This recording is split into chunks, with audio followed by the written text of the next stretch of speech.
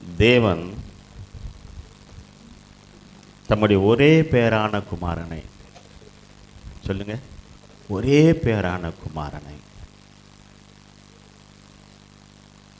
விசுவாசிக்கிற எவனோ கெட்டு போகாமல் நித்திய ஜீவனை அடையும்படி அவரை தந்தருளி இவ்வளவாய் உலகத்தில் அன்பு கூர்ந்தார். ஆகவே அவருடைய ஒரே பேரான குமாரன். வேதம் சொல்லுது, அவரை குறித்து சொல்லும்போது நீதிமொழிகள் 8ஆம் அதிகாரத்தில் நாம் வாசிக்கும் போது அங்கே இயேசு கிறிஸ்துவை பற்றி 8ஆம் அதிகாரத்தில் நாம் வாசிக்கும்போது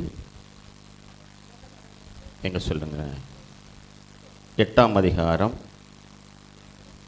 20ஆம் வசனத்திலிருந்து நாம் வாசிப்போம். மைக்கில் வாசிங்க. என்னை சிநேகிக்கிறவர்கள் மெய்ப்பொருளை சுதந்திரப்படிக்கும் படிக்கும் அவர்கள் நீதியின் வழியிலும் நியாய பாதையில் நடத்துகிறேன். 22ஆம் வசனம் சொல்லுது, கர்த்தர் தமது கிரிகளுக்கு முன் பூர்வம் முதல் என்னை தமது வழியின் ஆதியாக கொண்டிருந்தார். எல்லாமே இயேசு கிறிஸ்து மூலமாக சொல்றார்.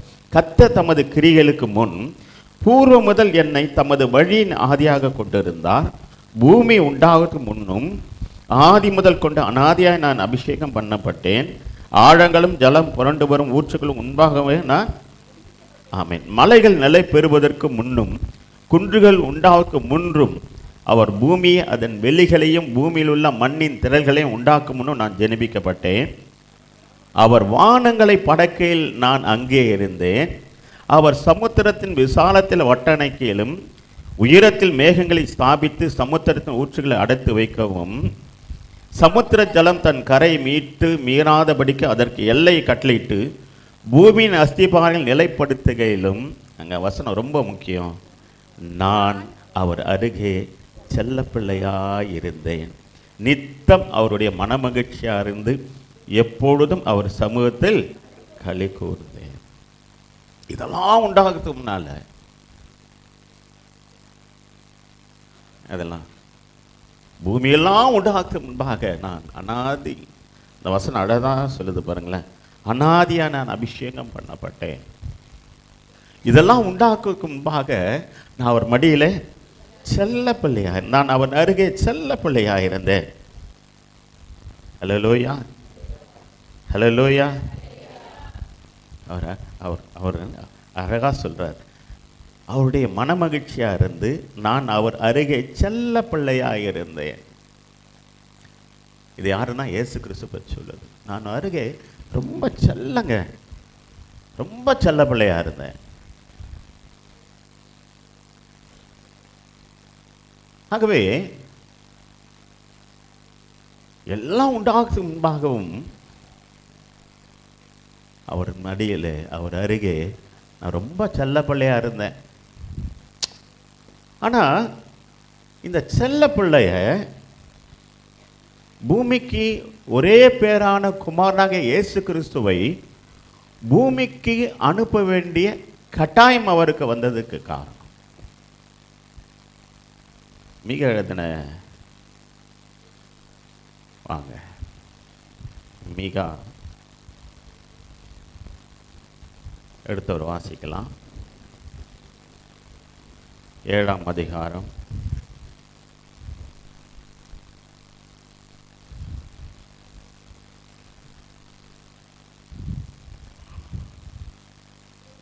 6ஆம் அதிகாரம் 7ஆம் வசனம் வாசிக்கிறேன். ஆயிரங்களான ஆட்டுக்கடாக்கள் பேரிலும் எண்ணெயாய் ஓடுகிற 10,000 ஆறுகள் பேரிலும் கர்த்தர் பிரியமாய் இருப்பாரோ, என் அக்கிரமத்தை போக்க என் முதற் பேரானவனையும், கவனிக்கிறீங்களா, என் அக்கிரமத்தை போக்க என் முதற் பேரானவனையும் என் ஆத்மாவின் பாவத்தை போக்க என் கர்ப்பக்கனியும் கொடுக்க வேண்டுமோ சொல்றார். என் அக்கிரமத்தை போக்க என் முதற் பேரானவனையும் என் ஆத்மாவின் பாவத்தை போக்க என் கர்ப்பக்கனியும் கொடுக்க வேண்டுமோ.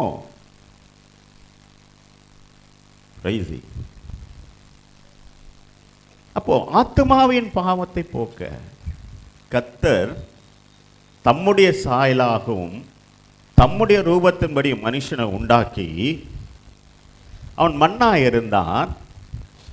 தம்முடைய ஜீவ சுவாசத்தை அவன் நாசியில ஊதினார். அவன் ஜீவ ஆத்மா ஆனான். அப்படியானால் ஒவ்வொரு மனிதனுக்குள்ள இருக்கிற அந்த ஜீவ ஆத்மா யாருடையது? தேவனுடையது. நமக்குள் இருக்கிற இந்த ஜீவ ஆத்மா யாருக்கு சொந்தம்? தேவனுக்கு சொந்தம். அல்லேலூயா. ஆகவே மனுமக்களை அவரை போலவே அவருடைய சாயலாக அவர் ரூபத்தின்படி உண்டாக்கி ஏதேன் தோட்டத்தில் அவர்களோடு கூட கர்த்தர் மகிழ்ந்து கொண்டிருந்தார். இங்கே என்ன சொல்றாரு? என் ஆத்மாவின் பாவத்தை போக்க. அப்படி என்றால் நம்முடைய ஆத்மாவிலே செய்கிற பாவமே அவருடைய பாவமாக நினைக்கிறார். என் அக்கிரமத்தை போக்க என் கர்ப்பக்கனியும், என் அக்கிரமத்தை போக்க என் முதற் பேரானவனையும் சொல்றார். அப்போ நாம் செய்த அக்கிரமங்களை, பிள்ளைகளாக நாம் செய்த அக்கிரமங்களை தம்முடைய அக்கிரமாக பிதாவாகிய தேவன் எடுத்துக்கொண்டு சொல்லுகிறார், என் அக்கிரமத்தை போக்க என் முதற் பேரானவனையும், என் ஆத்மாவின் பாவத்தை போக்க என் கர்ப்பக்கனியும் கொடுக்க வேண்டுமோ? என்ன வேதனையான விஷயம் பாருங்க. அது ஒரு அங்கலாய்ப்பை இங்கே பார்க்கிறோம்.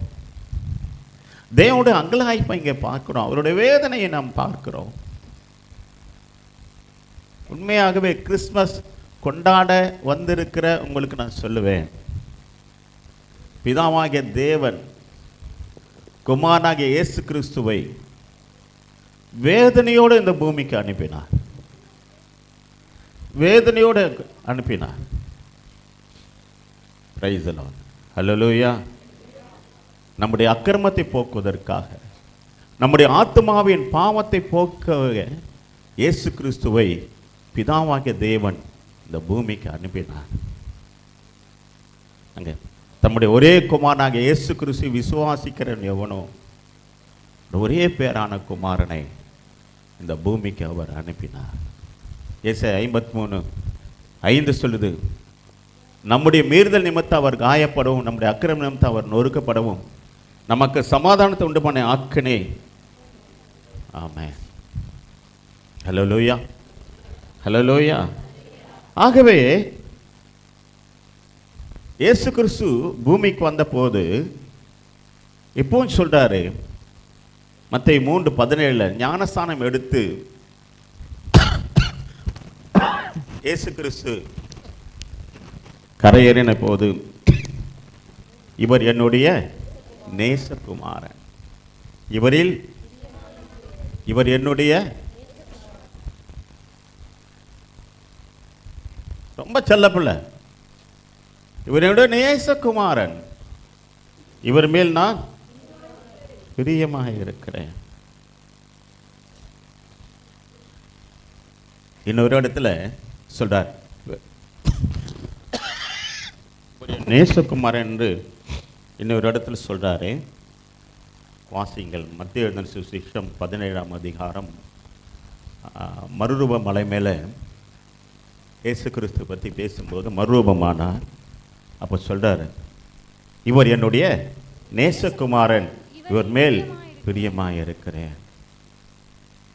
இவர் என் நேசகுமாரன், இவர் மேல் நான் பிரியமாக இருக்கிறேன். அப்படி பிரியமா இருக்கிற பிதாவின் அருகிலே செல்ல பிள்ளையாய் இருந்த இயேசு கிறிஸ்து குழந்தையாய் மனிதனாய் வரவேண்டிய கட்டாயத்தை இந்த மனுகுலம் உருவாக்கினது. ஹல்லேலூயா. இயேசு கிறிஸ்து மனிதனாய் இந்த பூமிக்கு வரவேண்டிய கட்டாயத்தை இந்த மனுகுலம் தான் உருவாக்கினது. வாசியுங்கள். ஏசாயா தீர்க்கதரிசன புத்தகம் 48ஆம் அதிகாரம் 16ஆம் வசனம். நீங்கள் என் சமீபத்தில் வந்து நான் சொல்வதை கேளுங்கள். நான் ஆதி முதற்கொண்டு அந்தரங்கத்தில் பேசவில்லை. அது உண்டான காலம் துவங்கி அங்கே நான் இருந்தேன். இப்பொழுதோ கர்த்தராகிய ஆண்டவரும் அவருடைய ஆவியும் அவருடைய ஆவியும் என்னை அனுப்புகிறார். கவனிக்கிறீங்களா? இப்போதும் கர்த்தராகிய ஆண்டவரும் அவர் ஆவியானவரும் என்னை அனுப்புகிறார். எங்க அனுப்புறாங்க? பூமிக்கு அனுப்புறாங்க. பூமிக்கு அனுப்புறாங்க. ஏன் அனுப்புனாங்க? ஏன் அனுப்புனாங்க? வாசியுங்கள். எபிரேய நிருபம் 2ஆம் அதிகாரம் 14ஆம் வசனம். ஒன்றை ஒன்று நான் தொடர்பு படுத்தி கொண்டே போகிறேன். இந்த வசனத்தை நீங்கள் கவனியுங்கள். ஆதலால் பிள்ளைகள் மாம்சத்தை இரத்தத்தை உடையவராய் இருக்க அவரும் அவர்களைப் போல மாம்சத்தை இரத்தத்தை உடையவரானார். மரணத்துக்கு அதிகாரியான பிசாசானவனை தமது மரணத்தினால் அழிக்கும்படியே ஜீவ காலமெல்லாம் மரண பயத்தினால் அடிமைத்தனத்துக்குள்ள யாவரையும் விடுதலையாக்கும்படிக்கு அப்படியானார். ஆகவே பிள்ளைகள் மாம்சத்தை இரத்தத்தையும் உடையவராய் இருக்க, பிள்ளைகளாக நாம் மாம்ச இரத்த உடை மனிதனாய் நாம் பாவம் செய்து தேவ மகிமை அற்றவர்களாய் நரகத்து போய் கொண்டிருக்கிறோம். மனிதனை ஆண்டவர் படைத்தார். ஆதியாகமம் 3ஆம் அதிகாரம் என்ன செய்தான்? பிசாசின் சத்தத்துக்கு அவன் செவி கொடுத்து ஏதேன் தோட்டத்தை விட்டு அவன் துரத்தப்பட்டான். துரத்தப்பட்ட உடனே செய்தது என்ன தெரியுமா? பிசாசானவன் மனித குலத்துக்கு உள் வந்தான். வந்த உடனே செஞ்சது என்ன தெரியுமா? காயின் ஆபேலை கொலை செய்தான். வந்த உடனே அவன் செஞ்ச முதல் வேலை என்ன தெரியுமா? மனிதனை தேவனை விட்டு பிரித்தான். இப்போது தேவ சுபாவத்தில் இருந்த மனிதர்கள் பிசாசின் சுபாவத்துக்கு வந்து விட்டார்கள். தேவன் ஆபேலோட காணிக்கையை அவர் அங்கீகரித்தார். காயினோட காணிக்கையை கர்த்தர் அங்கீகரிக்கவில்லை. கோபம் மூண்டது. வயல்வெளியிலே தன் சகோதரனை அழைத்து சென்று அங்கே ஆபேலை அவன் கொலை செய்தான். ஆகவே சாத்தான் பிசாசு மனித குலத்துக்குள் வந்து விட்டது. பொறாமை வந்தது, கோபம் வந்தது, கொலை வந்தது. பாவம் மனித குலத்துக்கு வந்து விட்டது. அல்லேலூயா. ஆகவே மனித குலத்தின் பாவத்தை போக்குவதற்காகத்தான் லேவியராகமம் 4ஆம் அதிகாரத்தில் பலிகள் செலுத்தப்பட்டது. இன்றைக்கு கூட எல்லா கோவில்களிலும், சில கோவில்களில் செலுத்துவதில்லை. அநேக கோவில்களை ஆடு வெட்டுறாங்க, கோழி வெட்டுறாங்க. எனக்கு தெரிந்து சில எருமாடு கூட வெட்டியிருக்காங்க, நான் பார்த்துருக்கேன். ஆகவே பலிகளை உண்டாக்கினார்.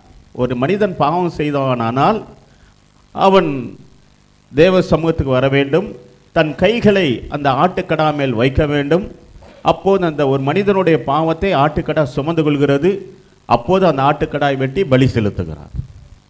அப்போது ஒரு மனிதனுடைய பாவம் நிவர்த்தியாகப்படுகிறது. ஆகவே தான் யோவான் ஸ்நானகன் இயேசு கிறிஸ்துவை பார்த்து சொன்னார், இதோ உலகத்தின் பாவங்களை சுமந்து தீர்க்கிற தேவாட்டுக்குட்டி என்று சொன்னார். ஆகவே இயேசு கிறிஸ்து இந்த பூமிக்கு வர வேண்டிய கட்டாயம் என்னவென்றால், பிள்ளைகளாகிய மாம்சத்தை இரத்தத்தை உடையவராய் இருக்க அவரும் மாம்ச இரத்த உடைய மனிதனாய் பூமிக்கு வந்தார். ஏன் தெரியுமா? நாம் மாம்சத்தின் இரத்தத்தில் செய்த பாவத்துக்கு உண்டான தண்டனையை அவர் மாம்ச இரத்த உடைய மனிதனாய் வரவேண்டிய கட்டாயத்துக்கு நாம் தான் தள்ளினோம். என்ன பாஸ்டர் ஒரு சந்தோஷமான செய்தி சொல்லிங்க பார்த்தா இப்படி பேசுகிறீங்களே அப்படின்னு நினைக்கலாம். இதுதாங்க நிஜம், இதுதான் உண்மையும் கூட.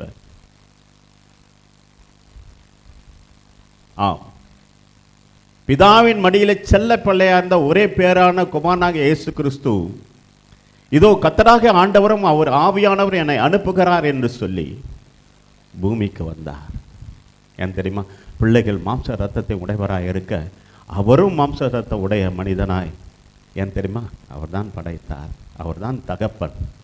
ஒரு பிள்ளை தவறு செய்யும்போது ஒரு தகப்பன், நான் ஏற்றுக்கொள்கிறேன் பிள்ளைக்கு வர வேண்டிய தண்டனை என்று சொல்வானே, அப்படித்தான் இயேசுவானவர் வந்தார். யோவான் எழுதின சுவிசேஷம் 1ஆம் அதிகாரம் 2-3 வசனங்களை வாசிங்களேன்.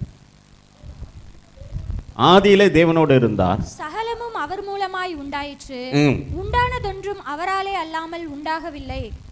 அவருக்குள் ஜீவன் இருந்தது, அந்த ஜீவன் மனுஷருக்கு ஒளியாய் இருந்தது.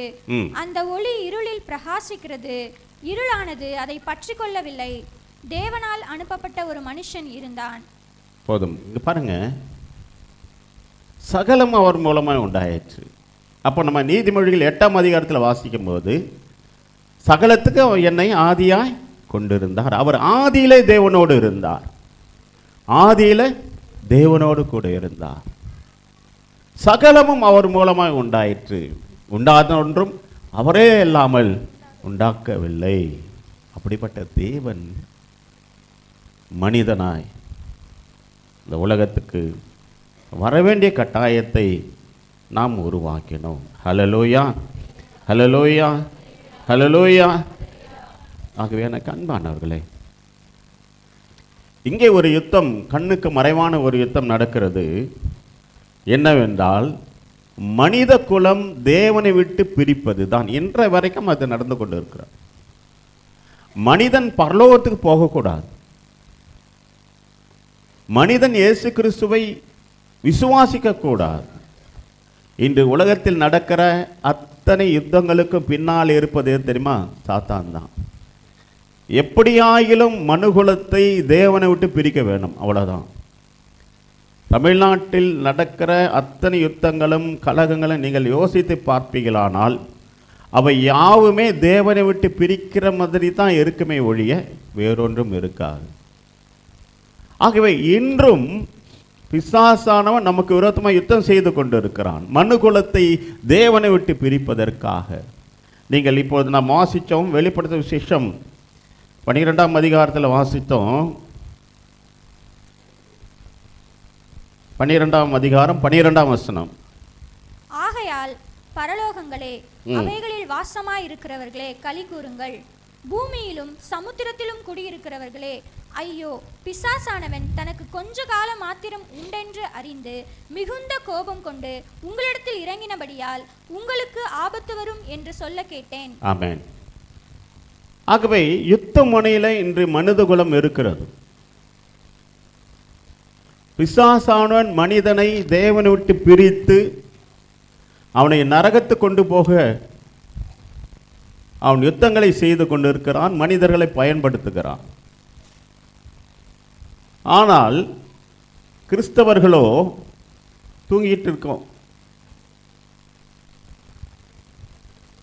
ஒரு மனிதனை, கிறிஸ்தவம் என்பது ஒரு மனிதனை பரலோகத்தின் சேர்க்கிற ஒரு புனிதமான மார்க்கமே கிறிஸ்தவம். இந்த தேவனிட்டு பிரிக்கிற அத்தனை காரியங்கள் பிசாசான் செய்து கொண்டு இருக்கிறான். ஆனால் தேவனால் அழைக்கப்பட்ட மனிதர்கள் இன்று தேவனை விட்டு பின்வாங்கி கொண்டிருக்கிறார்கள். அப்படி என்றால் நீ நரகத்தினராய் போய்கொண்டு இருக்கிறது இந்த உலகம்.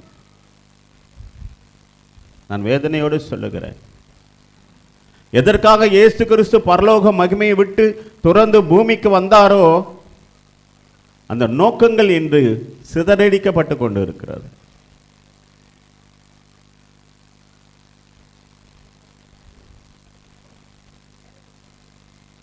Price the Lord. வாசிங்கள் 1 யோவான் 1:7 சொல்லும்போது, இயேசு கிறிஸ்து ரத்தம் சகல பாவங்கள் நீக்கி சுத்திகரிக்கிறது. எபிரேயர் 9:22 சொல்லுது. எபிரேயர் 9:22 இயேசு ரத்தம்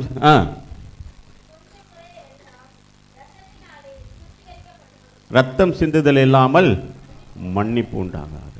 ரத்தம் சிந்துதல் இல்லாமல் மன்னிப்பு உண்டாகாது. ஆகவே இயேசு கிறிஸ்து பூமிக்கு வந்ததோடைய நோக்கமே ரத்தம் சிந்தப்படுவது. தூக்கப்பட்டவன் எவனும் சபிக்கப்பட்டவன் என்று எழுதியிருக்கிற பிரகாரமாக இயேசு கிறிஸ்து தூக்கப்பட வேண்டும். தூக்கப்பட வேண்டும் என்றால் அதன் விளைவு சாபத்திலிருந்து விடுதலையாக்கப்பட வேண்டும். ரத்தம் சிந்துதல், பாவ மன்னிப்பு மனிதனுக்கு கொடுக்கப்பட வேண்டும். ஒரு மனிதன் பாவத்தோட பரலோகம் போக முடியாது. அப்படியானால் மனிதனுக்காக ஒரு தண்டனை ஏற்றுக்கொள்வதற்கு இன்னொரு சரீரம் தேவை. அந்த சரீரம் தான் இயேசு கிறிஸ்து.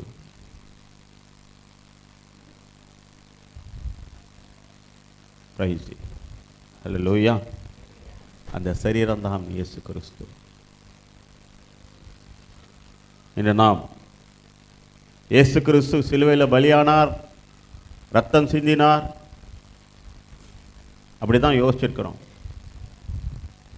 தன் ஒரே பேரான குமாரனை விசுவாசிக்கிறவன் எவனோ அவன் கெட்டு போகாமல் நித்திய ஜீவனை அடையும்படி, நித்திய ஜீவனை பரலோக வாழ்வை அடையும்படி அவரை தந்தரளி இவ்வளவாய் உலகத்தில் அன்பு கூர்ந்தார். அவன் நித்திய ஜீவனை அடையும்படி, ஒவ்வொரு விசுவாசி, அவரை நம்புகிற விசுவாசில் ஒவ்வொரு நித்திய ஜீவனை அடையும்படி அவர் இந்த பூமிக்கு தந்தரளி இவ்வளவாய் பூமியில் என்ன பண்ணார்? அன்பு கூர்ந்தார். அல்லேலூயா. இன்றைக்கு இயேசு கிறிஸ்து மனிதனாய் வந்தார், சந்தோஷப்படுகிறோம். திரும்பவும் வரப்போகிறார், திரும்பவும் வரப்போகிறார், நியாயாதிபதியாய் வரப்போகிறார். திரும்பவும் வந்து கிறிஸ்துக்குள் அவரை நம்பி விசுவாசித்து அவருக்குள் வாழ்ந்தவர்கள் மரித்து அடக்கம் பண்ணப்பட்டாலும் சரி, அவர் வரும்போது பூமியில் இருந்தாலும் சரி, நித்திய ஜீவனை அடையும்படிக்கு இயேசுவானவர் மீண்டும் வருவார். அவர்களை அழைத்து கொண்டு பரலோகத்துக்கு கடந்து போவார். அல்லேலூயா. திருச்சபையோட நோக்கம் என்று கிறிஸ்மஸ் கொண்டாடுகிற திருச்சபையோட நோக்கம் என்ன? திருச்சபை எதற்காக? எதற்காக சர்ச்? நான் திரும்ப திரும்ப கேள்வி கேட்பேன். என்னென்ன, எதற்காக சர்ச்? எதற்காக ஒரு ஆராதனை? திருச்சபைக்கென்று ஒரே ஒரு நோக்கம் மட்டும் உண்டு, பரலோக வாழ்க்கை. இந்த டெக்கரேஷன் இதெல்லாம் சந்தோஷம்தான். ஆனால் ஆண்டவராக இயேசு கிறிஸ்துவை விசுவாசிக்கவன் எவனோ அவன் கெட்டு போகாமல் நித்திய ஜீவனை அடைய வேணும். ஒரு மனிதன் நித்திய ஜீவனை, பரலோக வாழ்வை அடைவதற்காக தான் இயேசு கிறிஸ்து இந்த பூமிக்கு மனிதனாய் வந்தார். அல்லேலூயா. நித்திய ஜீவனை அடைபடிக்கத்தான் இயேசு கிறிஸ்து இந்த பூமிக்கு வந்தார். ஆகவே திருச்சபையானது தன்னுடைய நோக்கத்தை மறந்துவிடக்கூடாது. ஒவ்வொரு விசுவாசியும் தம்முடைய நோக்கத்தை என்ன பண்ணக்கூடாது? மறந்துவிடக்கூடாது. நோக்கமில்லாமல் திருச்சபைக்கு வருவது இயலாத விஷயம். இன்றைக்கு கர்த்தர் என்னோடு பேசுவார். அதை கேட்டு நான் இன்னும் விசுவாசத்தில் வளர வேண்டும், இன்னும் நான் கர்த்தருக்குள் வளர வேண்டும், நான் நித்திய ஜீவனை பெறுவதற்கு இன்னும் நான் முயற்சி செய்ய வேண்டும். அதுதாங்க கிறிஸ்தவம். இன்றைக்கு கிறிஸ்தவன் தவறாக போதிக்க, ஆண்டவர் ஆசீர்வதிப்பார், ஆண்டவர் உயர்த்துவார், ஆண்டவர் மேன்மைப்படுத்தார். எஸ், எல்லாம் உண்மைதான். நம்மளை ஆசீர்வதிக்காத யாரை ஆசீர்வதிக்க போகிறார்? நிஜம்தான். ஆனால் ஆசீர்வாதம் மட்டும்தான் கிறிஸ்தவம் இல்லை. இந்த ஆசீர்வாதம் இந்த உலகத்தோடு போயிடும். ஆனால் அவருடைய ஒரே பேரான குமாரனை விசுவாசிக்கிறவன் எவனோ அவன் கெட்டு போவதில்லை, அவன் நித்திய ஜீவனை அடைவான். கரங்களை தட்டி ஆண்டவருக்கு நாம் நன்றி செலுத்துவோம். அல்லேலூயா. நீங்கள் எல்லோரும் நித்திய ஜீவனை அடையும்படி வந்திருக்கிற தேவனுடைய பிள்ளைகள் என்பதை நீங்கள் மனதில் வைத்துக் கொள்ளுங்கள். அல்லேலூயா. நித்திய ஜீவனை அடைக்கும்படி தேவன் நித்திய ஜீவனை அடையும்படி நீங்கள் தேவனால் அழைக்கப்பட்டவர்கள் என்பதை, தெரிந்து கொள்ளப்பட்டவர்கள் என்பதை நீங்கள் புரிந்து கொள்ளுங்கள்.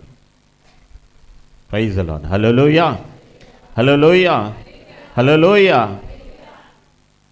வாசிங்கள் ஆதியாகமம் 22ஆம் அதிகாரம் 18ஆம் வசனம்.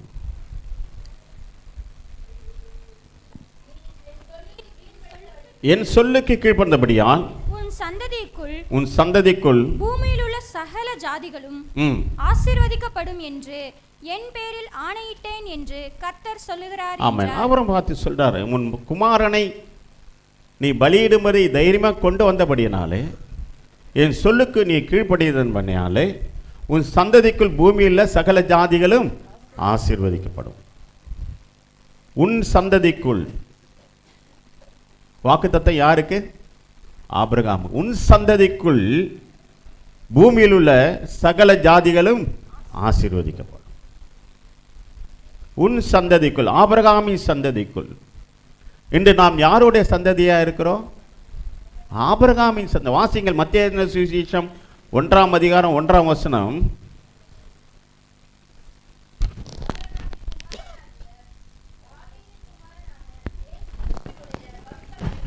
என்ன சொல்லுது? ஆபிரகாமின் குமாரன் ஆகிய. அங்க பாருங்களேன், வாக்கு தத்தம் எங்க வந்துச்சு? ஆதியாகமம் 22ஆம் அதிகாரத்தில் வாக்கு தத்தம் வந்துச்சு, ஆபிரகாமின் சந்ததி அப்படின்ட்டு. இங்க 1ஆம் அதிகாரத்தில் மத்தேயு 1ல் யாரு வருது? ஆபிரகாமின் குமாரன். அல்லேலூயா. அப்படியானால் நாம் யாராக இருக்கிறோம்? அப்படியானால் நாம் யாராக இருக்கிறோம்? ஹல்லேலூயா. வாசிங்கள் கலாத்தியர் எழுதின நிருபம் 3ஆம் அதிகாரம் 27ஆம் வசனத்திலிருந்து 29ஆம் வசனம் வரைக்கும். கலாத்தியர் 3 27லிருந்து 29 வரைக்கும் வாசிங்கள். யாராவது மைக்கில் வாசிங்களாமா? ஞானஸ்தானம் பெற்றவர்கள் எத்தனை பேரோ அத்தனை பேரும் கிறிஸ்துவை தரித்து கொண்டீர்களே. யூதன் என்றும் கிரேக்கன் என்றும் இல்லை, அடிமை என்றும் சுயாதீனன் என்றும் இல்லை, ஆண் என்றும் பெண் என்றும் இல்லை, நீங்கள் எல்லோரும் கிறிஸ்து இயேசுவுக்குள் ஒன்றாயிருக்கிறீர்கள். நீங்கள் கிறிஸ்துவினுடையவர்களானால், திரும்ப சொல்றேன், நீங்கள் கிறிஸ்துவுடையவர்களானால், நீங்கள் கிறிஸ்துவுடையவர்களானால் ஆபிரகாமின் சந்ததியாகவும் வாக்குத்தத்தம் பண்ணப்பட்டே சுதந்திரராயும் இருக்கிறீர்கள். நீங்கள் கிறிஸ்துவுடையவர்களானால், நீங்கள் கிறிஸ்துக்குள் இருந்தால், நீங்கள் ஒவ்வொருவரும் ஆபிரகாமின் சந்ததி. கரங்களை தட்டி ஆண்டவருக்கு நாம் நன்றி சொல்லும். ஆமென் என்று சொல்ல. நான் ஆபிரகாமின் சந்ததி. நான் ஆபிரகாம் சந்ததியாக இருப்பதற்கு ஆண்டவர் 1500 வருடங்களுக்கு முன்பாக வாக்கு பண்ணியிருக்கிறார். அல்லேலூயா. 1500 வருடங்களுக்கு முன்பாக ஆபிரகாமுக்கு தேவன் வாக்கு பண்ணியிருந்தார். கிறிஸ்து பிறப்பதற்கு 1500 வருடங்களுக்கு முன்பாக. ஹல்லேலூயா, ஹல்லேலூயா. ஆகவே நாம் வாக்குத்தத்தத்தின் பிள்ளைகள், நாம் ஆபிரகாமின் சந்ததியாக இருக்கிறோம். வாசியுங்கள். இங்கே ஒரு ராஜா பிலேயாம் என்ற தீர்க்கதரிசியை அழைத்து இஸ்ரவேல் ஜனங்களை சபிக்கும்படி கூப்பிடுகிறான். என்ன பண்ண? சபிக்கும்படி அழைக்கிறான். அவன் கூலி பொருத்தினான். அவனுக்கு என்ன பண்றான்? எதுக்கு? நீ சபிச்சா இஸ்ரவேல் ஜனங்கள் சபிக்கப்பட்டு போவார். ஆனால் ஆவியானவர் வந்தார். வாசிங்க. என்னாகமம் 24ஆம் அதிகாரம், என்னாகமம் 24ஆம் அதிகாரம் 17ஆம் வசனம். ஆவியானவர் பிலேயாம் மேல் வந்தார். அவன் சபிக்கத்தான் வந்தான். கர்த்தருடைய ஜனங்களை சபிக்கத்தான் சாத்தான் முயற்சி பண்ணினான். கர்த்தருடைய ஜனங்களை சபிக்கும்படி சாத்தான் முயற்சி பண்ணினான். ஆவியானவரோ அந்த சாபத்தை ஆசீர்வாதமாய் மாற்றினார். வாசிங்க.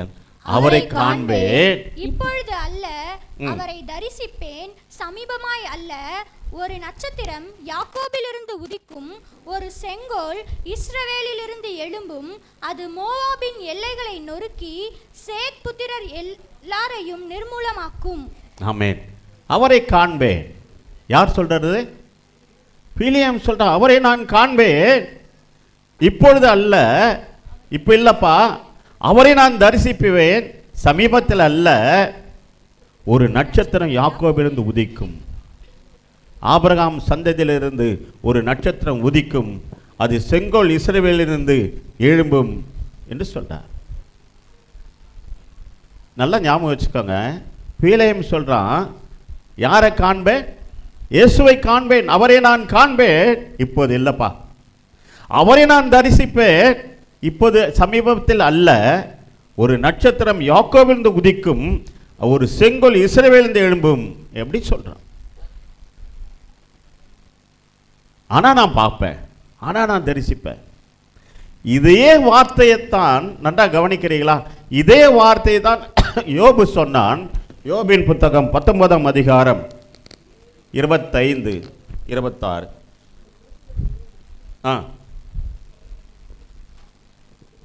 என் மீட்பர் உயிரோடு இருக்கிறார் என்றும் அவர் கடைசி நாளில் பூமியின் மேல் நிற்பார் என்றும் நான் அறிந்திருக்கிறேன். இந்த என் தோல் முதலானவைகள் அழுகி போன பின்பு நான் என் மாம்சத்திலிருந்து தேவனை பார்ப்பேன், அவரை நானே பார்ப்பேன், அந்நிய கண்கள் அல்ல, என் கண்களே அவரை காணும். இந்த வாஞ்சையால் என் உள்ளந்திரியங்கள் எனக்குள் சோர்ந்து போகிறது. ஆமென். இயேசு வருவதற்கு முன்பாகவே பிலேயாம் சொன்னான், அவரை நான் தரிசிப்பேன் என்று சொன்னான். இயேசு வருவதற்கு முன்பாகவே யோபு பக்தன் சொன்னான், என் மாம்சம் முதலாய் அழுகின பின்பு நான் அவரை காண்பேன், அந்நிய கண்கள் அல்ல, என் சொந்த கண்களே அவரை காணும். அந்த வாஞ்சையால் என் உள்ளிந்திரியங்கள் சோர்ந்து போகிறது. அந்த வாஞ்சை இங்க பாருங்களேன், அந்த வாஞ்சை யோபுக்கு இருந்தது. தேவனை காண வேண்டும் என்ற வாஞ்சை யோபுக்கு இருந்தது. ஆனால் ஆனால் இந்த விசுவாசிகளுக்கே இல்லை. அதுதான் முக்கியமான விஷயம். ஹல்லேலூயா, ஹல்லேலூயா.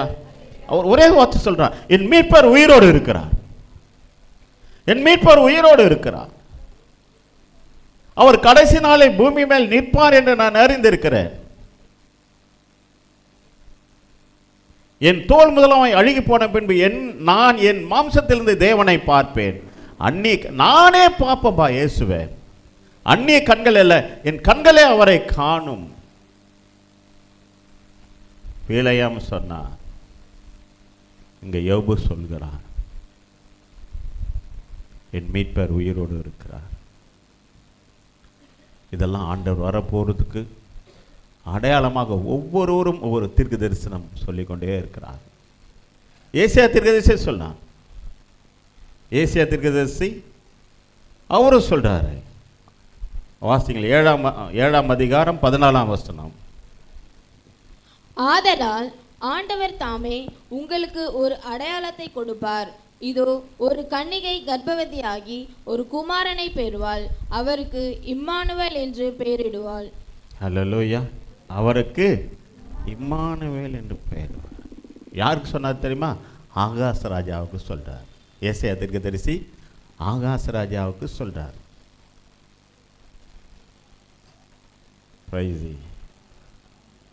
அதைத்தான் மத்திய எழுதின சுவிசேஷம் 1ஆம் அதிகாரம் 20ஆம் வசனத்தில் வாசிக்கிறோம். அவன் இப்படி சிந்தித்துக் கொண்டிருக்கையில் கர்த்தருடைய தூதன் சொப்பனத்தில் அவனுக்கு காணப்பட்டு, தாவீதின் குமாரனாகிய யோசேப்பே, உன் மனைவியாகிய மரியாளை சேர்த்து கொள்ள ஐயப்படாதே, அவளிடத்தில் உற்பத்தியாய் இருக்கிறது பரிசுத்த ஆவியினால் உண்டானது. ஆமென். அவள் ஒரு குமாரனை பெறுவாள், அவருக்கு இயேசு என்று பெயரிடுவாயாக. ஏனெனில் அவர் தமது ஜனங்களின் பாவங்களை நீக்கி அவர்களை ரட்சிப்பார் என்றான். அப்போ அவர் வந்த நோக்கத்தை சொல்றார். ஜனங்களின் பாவங்களை நீக்கி அவர் அவர்களை ரட்சிப்பார். நான் ஒரு விஷயம் சொல்லட்டா? அவர் வாசிங்க, எடுத்து வாசிங்க. ஆதியாகமம் திடீர் ஞாபகம் வந்ததுனால சொல்றேன். என்ன? ஆதியாகமம்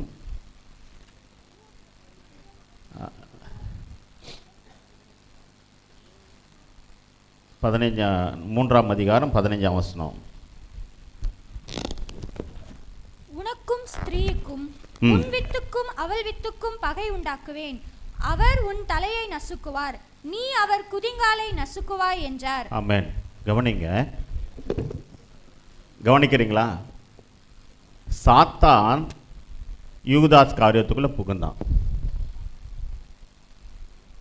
30 வெள்ளி காசுக்கு அவன் காட்டி கொடுத்தான். யூதர்கள் சொன்னார்கள், அவரை சிலுவையில் அறையும். இதெல்லாம் யாரோட வேலை? சாத்தானோட வேலை. ஆனா சிலுவையில் அறைஞ்சா என்ன நடக்கும்? ஜனங்களுடைய பாவங்கள் நிவர்த்தி செய்யப்படும். சாத்தானின் தலையை சிலுவையிலே நசுக்கப்பட்டு போகும். ஆனால் இந்த பிசாசுக்கு அறிவே கிடையாது. இந்த பிசாசுக்கு என்ன இல்லை? அறிவே கிடையாது. ஏசு கிறிஸ்து சிலுவைக்கு போயிட்டார்னா இவன் தலை நசுக்கப்படும்னு அவனுக்கு தெரியல. ஏன்னா வாக்குத்தத்தம் அப்படி தான் சொல்லுது. ஏசு கிறிஸ்து சிலுவை போய் ரத்தம் சிந்திட்டா மனித குலத்தின் பாவங்கள் நிவர்த்தி செய்யப்பட அவர்கள் பரலோகத்துக்கு போயிடுவாங்க.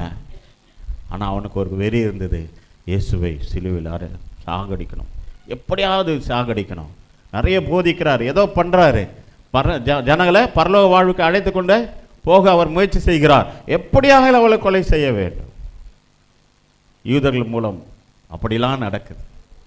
அதான் சொல்றேன், பிசாசுக்கு இந்த தெளிவு இருந்துச்சுன்னா இயேசு கிறிஸ்துவை பரலோகம் என்ன பண்ண மாட்டான்? சிலுவையில் கொண்டு போய் இருக்க மாட்டான். புரியுதா? அவர் சிலுவையில் போய் ரத்தம் சிந்தினாதான் மனித குலத்தின் பாவங்கள் நிவர்த்தியாக்கப்படும். இயேசு கிறிஸ்து வந்த நோக்கமே சிலுவையிலே பலியாவதற்காகத்தான். தம்முடைய ஜனங்களின் பாவங்களை நீக்கி அவர்களை ரட்சிப்பார். அல்லேலூயா. ஆகவே இன்று கிறிஸ்மஸ் கொண்டாடி கொண்டு இருக்கிற உங்களுக்கு ஒரு சந்தோஷமான விஷயம், நம்முடைய அக்கிரமங்களை போக்க, நம்மை நரகத்திலிருந்து ரட்சிக்கத்தான் இயேசு கிறிஸ்து இந்த பூமிக்கு வந்தார். ஹல்லேலூயா, ஹல்லேலூயா, ஹல்லேலூயா. ஆகவே எனக்கு அன்பானவர்களே, இந்த கால வேளையில் என்ன சொன்னாங்க ஆயர்கள்? இதோ மிகுந்த சந்தோஷத்தை உண்டாக்கும் நற்செய்தி உங்களுக்கு அறிவிக்கிறேன். தாவீதின் ஊரிலே இந்த வசனத்தை 2:10 மத்தேயு 2:10 புக் 11. அவர்கள் அந்த வீட்டுக்குள் பிரவேசித்து பிள்ளையையும் அதன் தாயாகிய மரியாளையும் கண்டு சாஷ்டாங்கமாய் விழுந்து அதை பணிந்து கொண்டு தங்கள் பொக்கிஷங்களை திறந்து பொன்னையும் தூப வர்க்கத்தையும் வெள்ளை போலத்தையும். போதும். 2:10 லூக்கா 2:10. தேவதூதர்களை நோக்கி பயப்படாதிருங்கள், இதோ எல்லா ஜனத்துக்கு மிகுந்த சந்தோஷம் உண்டாகும் நற்செய்தி உங்களுக்கு அறிவிக்கிறேன். எல்லா ஜனங்களுக்கும் என்னங்க சந்தோஷம் உண்டா, மிகுந்த சந்தோஷம் உண்டாகும் நற்செய்தி என்ன தெரியுமா? இயேசு கிறிஸ்துவை சொந்த இரட்சகராக ஏற்றுக்கொண்ட ஒவ்வொருவரும் நரகத்தில் விடுதலையாக்கப்படுகிறார்கள், பரலோக வாழ்வை அனுபவிக்கிறார்கள். ஆகவே இந்த கால வேளையில் வந்திருக்கிற நீங்கள், தேவன் தன் ஒரே பேரான குமாரனை விசுவாசிக்கிறவன் எவனோ, தேவன் தன் ஒரே பேரான குமாரனை விசுவாசிக்கிறவன் எவனோ அவன் கெட்டு போகாமல் நித்திய ஜீவனை அடையும்படி, பரலோக வாழ்வை அடையும்படி அவரை இந்த உலகத்துக்கு தந்தருளி ஆண்டவர் இவ்வளவாய் ஆண்டவர் நம்ம மேல் அன்பு கூர்ந்தார். ஆக பிதாவாகிய தேவன் நம்ம மேல் வைத்த அன்பின் நிமித்தம் அவருடைய ஒரே பேரான குமாரனாக இயேசு கிறிஸ்துவை இந்த பூமிக்கு அனுப்பினார். இப்போது நாம் செய்ய வேண்டிய என்ன காரியம்? நம்மை சுற்றியுள்ள ஜனங்களை பாருங்கள். ஒரு கண்ணுக்கு மறைவான யுத்தம் ஒன்று நடந்து கொண்டு இருக்கிறது. ஜனங்களை நரகத்தை நேராய் தள்ளும்படிக்கு ஜனங்களை பின்மாற்றத்தை கொண்டு பிசாசை பின்மாற்றத்தை கொண்டு போய் கொண்டு இருக்கிறார். அவரை நேசிக்கிற, அவரை விசுவாசிக்கிற நாம் என்ன செய்ய வேண்டும்?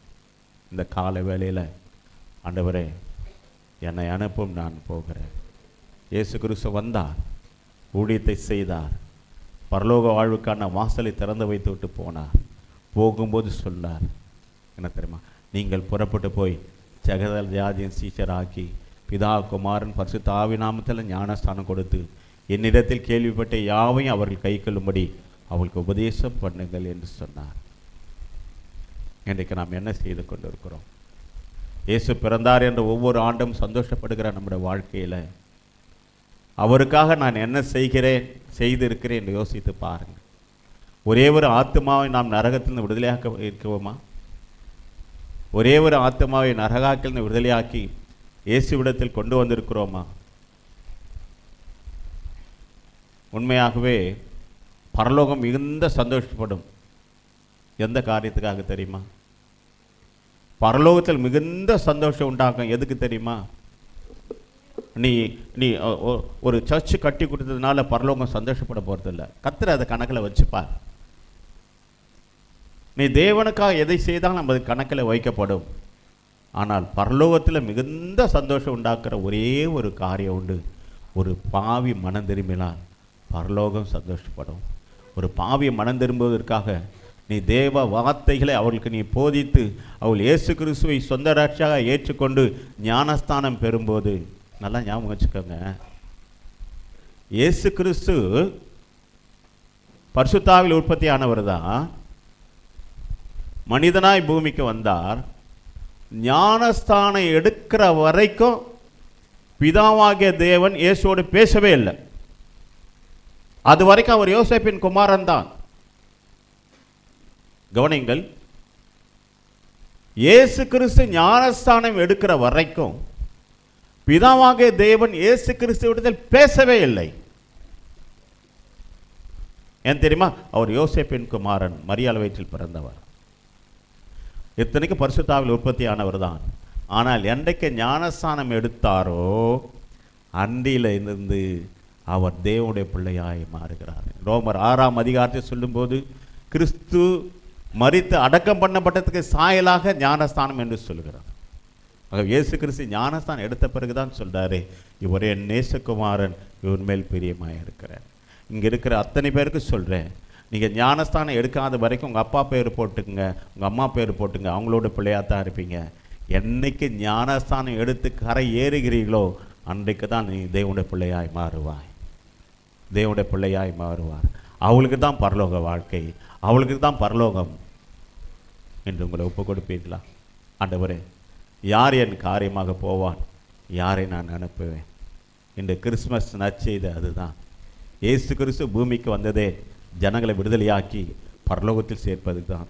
தேவன் தன் ஒரே பேரான குமாரனை விசுவாசிக்க எவனோ அவன் கெட்டு போகாமல், இந்த பூமி கெட்டு போய்விட்டு நம்மை சுற்றியுள்ள ஜனங்கள் கெட்டு போய்விட்டார்கள், நரகாக்கினி நேராய் போய்கொண்டு இருக்கிறார்கள். ஆகவே அவர்களை இயேசுவிடத்தில் கொண்டு வர வேணும். அவர்கள் கெட்டு போகாமல் நித்திய ஜீவனை அடையும்படிக்கு வசனத்தை போதிக்கும்படி கர்த்தர் தேடுகிறார். யார் என் காரியமாக போவான், யாரை நான் அனுப்பேன்? எல்லாம் எழுந்து நிற்போமா? பிரைசிங், எல்லாம் எழுந்து நிற்போமா?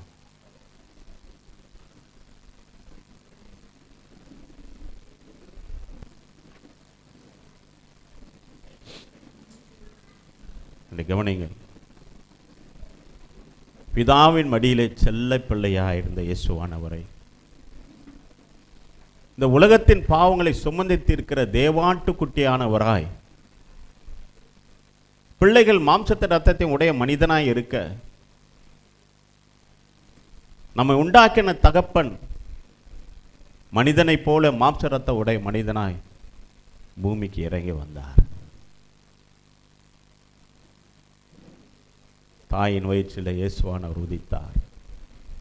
மாம்ச ரத்தம் வேண்டுதாக இருந்தது, அதனால் தான் தாயின் வயிற்றில் உதித்தார். ஏன் ஆண்டவர் மனிதனாய் வர வேண்டும்?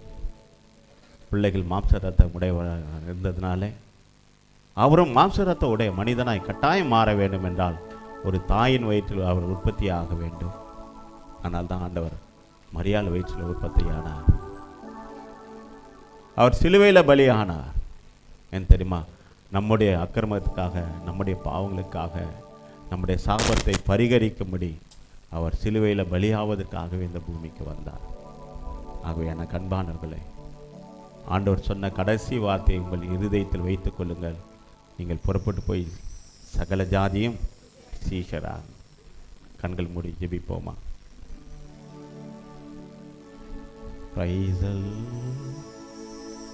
தகப்பனே, இந்த வேலைக்காய் நன்றி செலுத்துகிறோம்.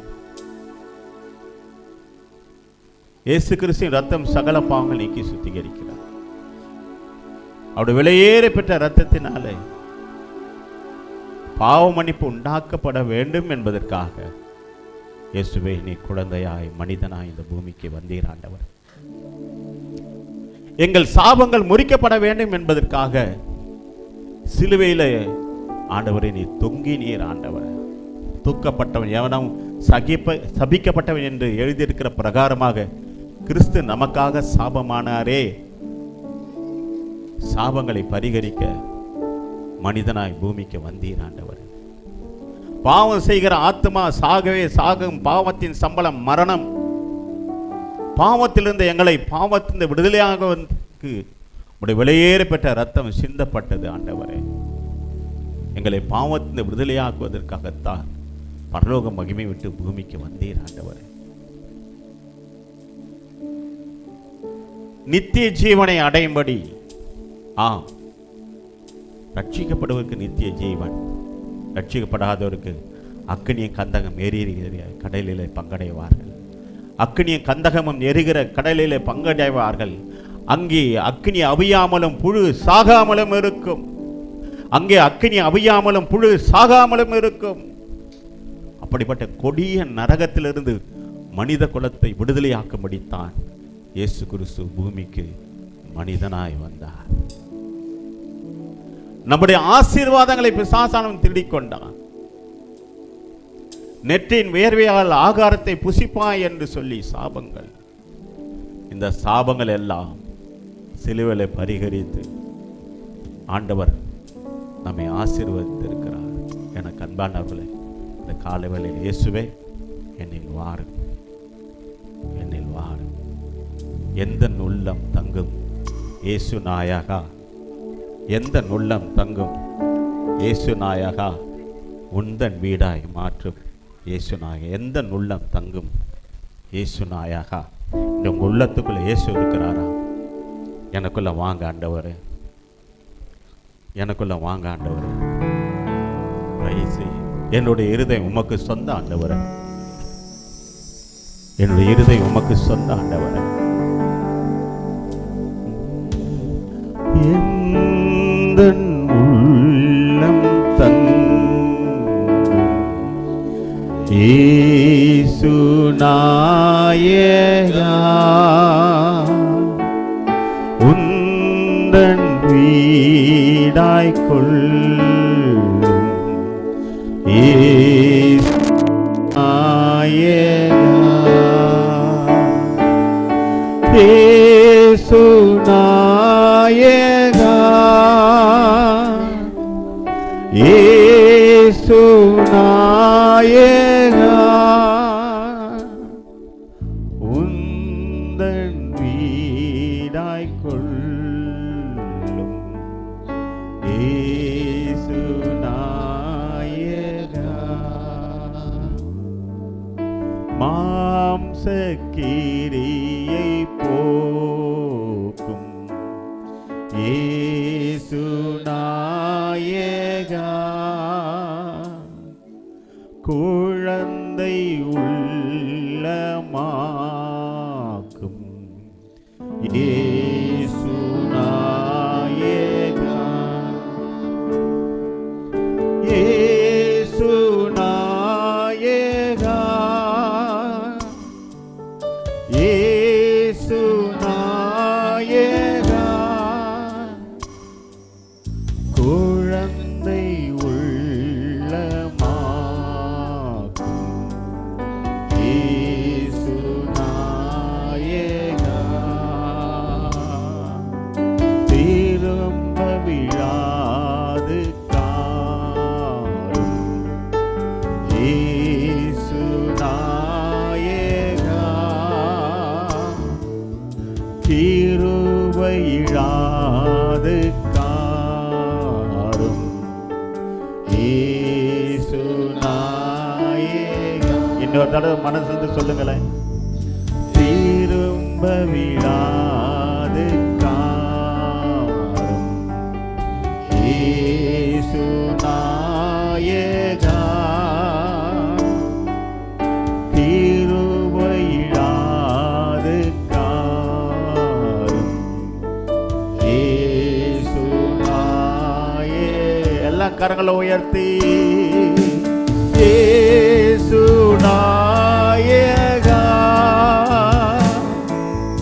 இயேசு நாயகா, கிருபையிழாது காரும்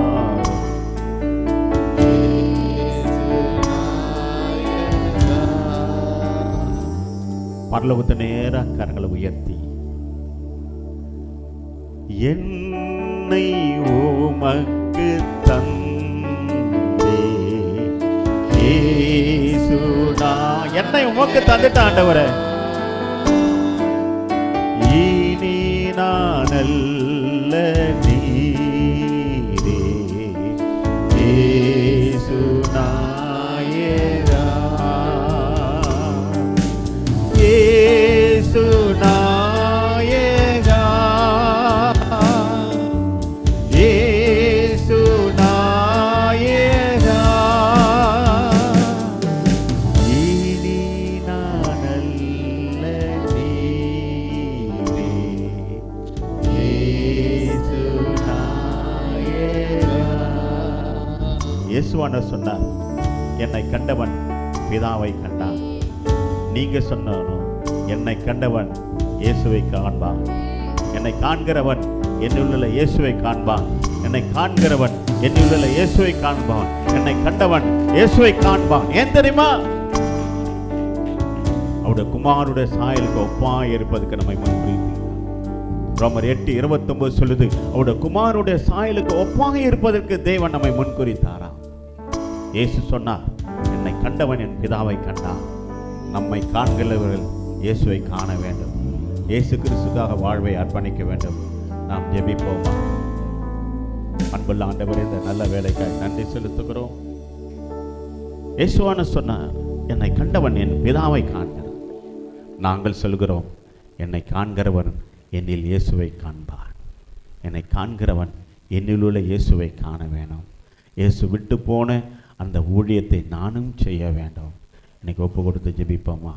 மகா இரக்கமும் கிருபை நிறைந்த அன்புள்ள ஆண்டவரே, இந்த நல்ல வேலைக்காய் நன்றி செலுத்துகிறோம். அன்பு பிள்ளைகளும் இந்த கரங்களில் ஒப்பு கொடுக்கிறோம். கர்த்தர் தாமே பிள்ளைகளோடு கூட இருப்பீராக. ஆண்டவரே, இவர்களை காண்கிறவர்கள் இயேசுவை காணட்டும், இயேசுவை காணட்டும். இயேசுவை போல கர்த்தர் கண்டு ஓடட்டும், பணி செய்யட்டும். இயேசுவின் நாமத்தில் பிதாவே. எழுந்து நிற்போம். ஒரு